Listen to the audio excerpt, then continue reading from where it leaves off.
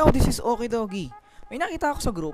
Ang tanong niya, pwede nga ba sa isda ang alaga nating aso o Shih Tzu? Ngayon pag-uusapan natin ngayon, tingnan natin sa mechanic ba ginagawa ni Mikay ngayon. O di ba Mikay, ano ba kinakain mo ngayon? Ngayon pag-uusapan natin, ano nga ba yung kinakain ni Mikay na isang Shih Tzu? Sakto may nagtatanong kung pwede nga ba ang alaga nating aso sa isda.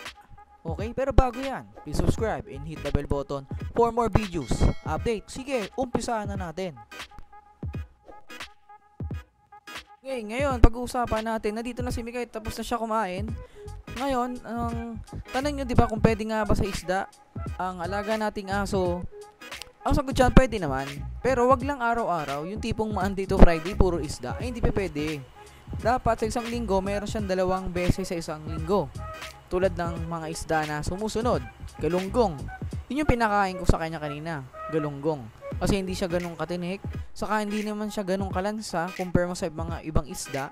Kasi merong aso, magpinakain mo ng isda, allergy sa mga seafoods na aso. Pero ngayon, kasi pinakain ko siya nakaraan linggo, ng atay ng manok, tapos may atay ng baboy, minsan chicken breast, laman din ng manok.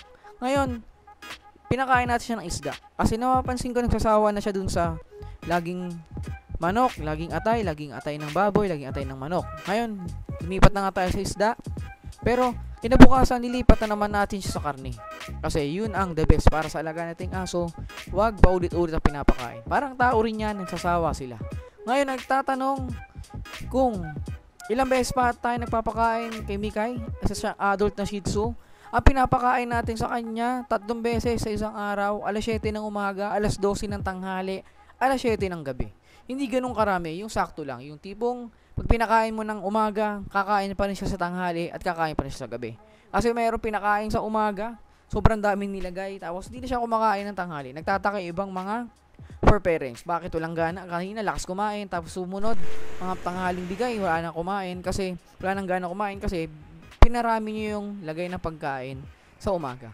Kaya, ganun nangyayari. Minsan, pinarami yung pagkain sa tanghali, kaya hindi na kumakain sa gabi. Kaya alalay lang, huwag masyadong maraming pagpapakain, baka ma-impatch yan. Ngayon, si Mikay, adult na yan. Yun, papakain natin siya yun, tulad ng isda. Huwag lang sobrang tinik na isda. Himayin nyo rin. Kung may oras naman kayo, pwede nyong ilagay. Again, sana namin nakapulot na aral dito sa video natin tungkol sa pag-aalaga ulit ng aso. Again, this is Okidogi.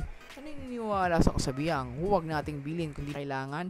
Pero kapag para dito sa aso na to, pwede. Don't forget to subscribe and hit the bell button for more videos. Update. Sige. Bye-bye.